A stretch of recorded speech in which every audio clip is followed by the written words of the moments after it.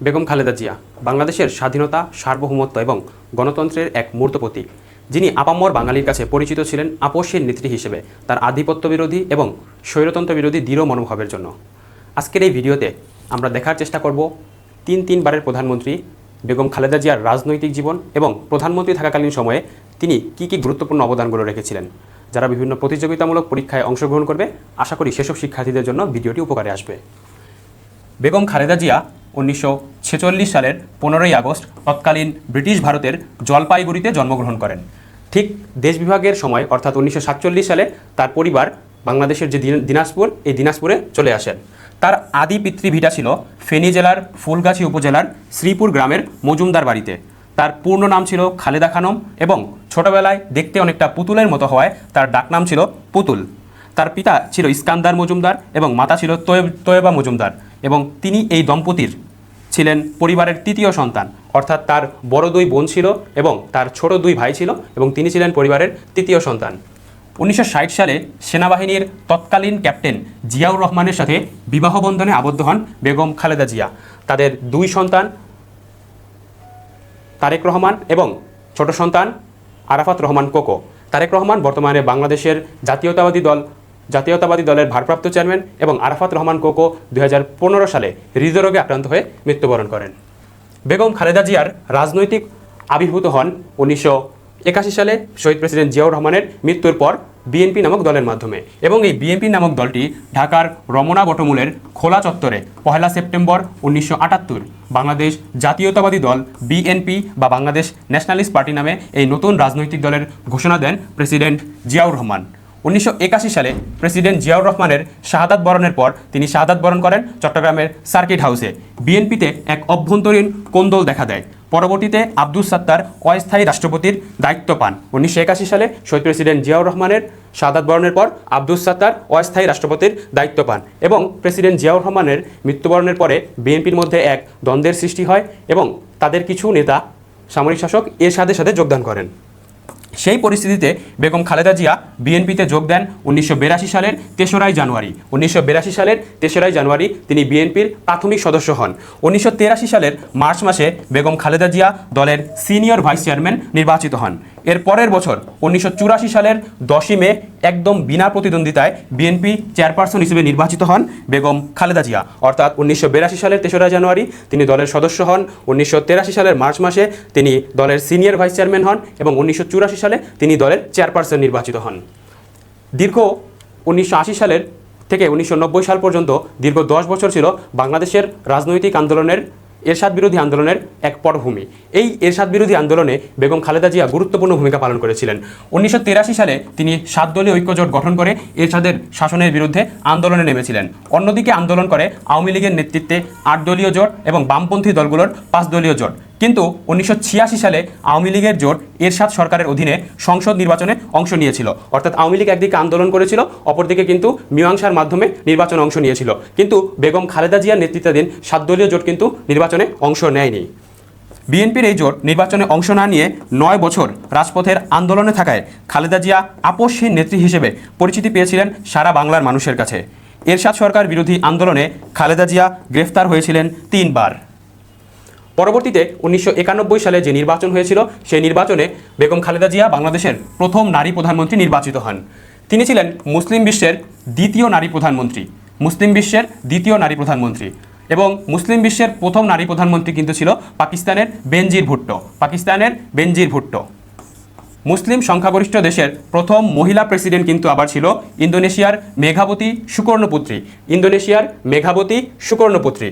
প্রধানমন্ত্রী হিসেবে নির্বাচিত হওয়ার পরে 1991 সালে বেগম খালেদা জিয়া বেশ কিছু রাজনৈতিক, অর্থনৈতিক এবং শিক্ষাক্ষেত্রে কিছু সংস্কার নিয়ে আসেন।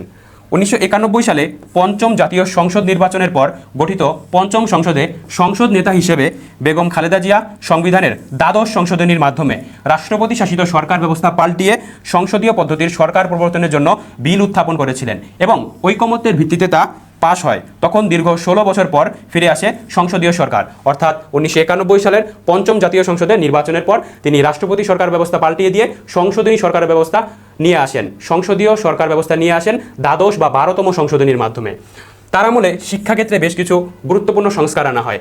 তার শাসনামলের আগেই বাংলাদেশে প্রাথমিক বাধ্যতামূলক শিক্ষা আইন পাশ হয় 1990 সালে। 1990 সালে প্রাথমিক বাধ্যতামূলক শিক্ষা আইন পাশ হয়।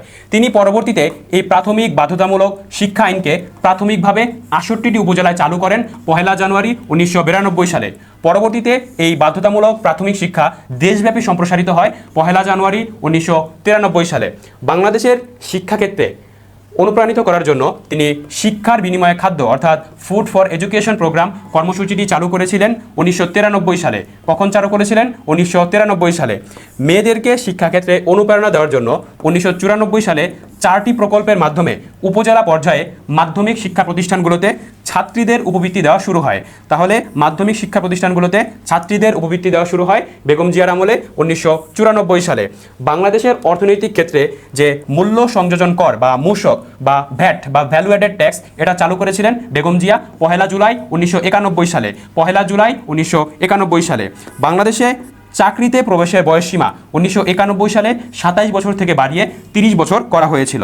1993 সালে যমুনা সেতুর ভিত্তিপ্রস্তর স্থাপন করেছিলেন বেগম খালেদা জিয়া।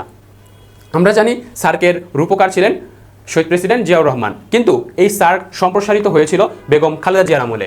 তার আমলে 7ম সার্কের সম্মেলন অনুষ্ঠিত হয় 1993 সালে। 1993 সালে এবং বেগম খালেদা জিয়া চেয়ারম্যান বা সভাপতিত্ব করেন। সার্কের প্রথম নারী চেয়ারম্যান ছিলেন বেগম খালেদা জিয়া। বাংলাদেশের প্রধান রপ্তানি খাত তৈরি পোশাক শিল্পের বিশ্বব্যাপী প্রসারে বেগম খালেদা জিয়া বিশেষ গুরুত্ব আরোপ করেছিলেন। তিনি প্রধানমন্ত্রী থাকাকালীন পোশাক খাতের জন্য সহায়ক শুল্ক নীতি এবং প্রশাসনিক সহযোগিতা প্রদানের ফলেই এ খাত বাংলাদেশের অর্থনীতির মেরুদণ্ড হিসেবে প্রতিষ্ঠিত হয়েছে। অর্থাৎ তার আমলে বাংলাদেশের গার্মেন্ট শিল্পের জন্য বিভিন্ন রকমের কলকারখানা নির্মিত হয়েছিল। বেগম খালেদা জিয়ার সরকারের সময় মধ্যপ্রাচ্য সহ বিভিন্ন দেশে বাংলাদেশি শ্রমিক পাঠানোর উদ্যোগ জোরদার করা হয়।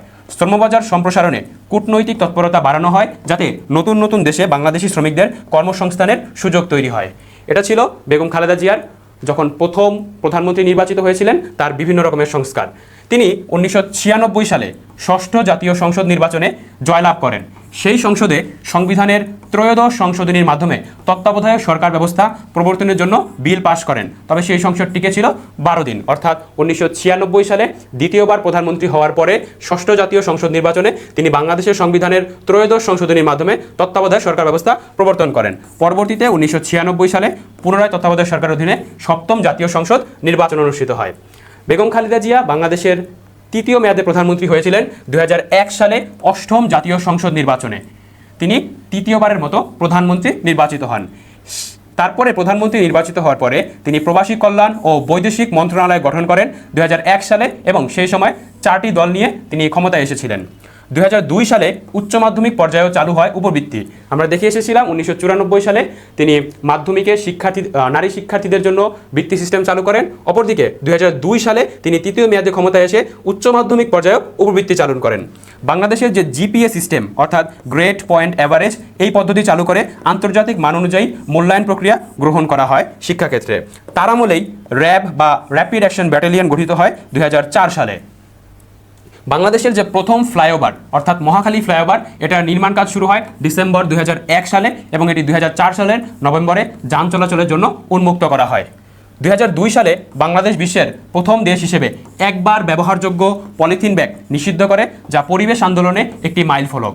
বাংলাদেশ বিশ্বের প্রথম দেশ হিসেবে একবার ব্যবহারযোগ্য পলিথিন নিষিদ্ধ করে।